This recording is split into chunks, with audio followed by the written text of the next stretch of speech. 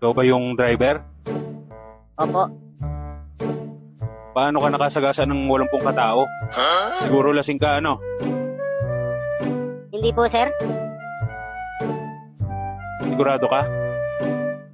Totoo ba yan, pare? Hindi to lasing? Oo, pare, hindi yan lasing. Sige nga, ipaliwanag mo sa amin kung bakit ganun karami yung nasagasaan mo. Sir, ang totoo po niyan, hindi naman talaga mabilis ang patakbo ko. 60 nga lang ho ang takbo ko eh.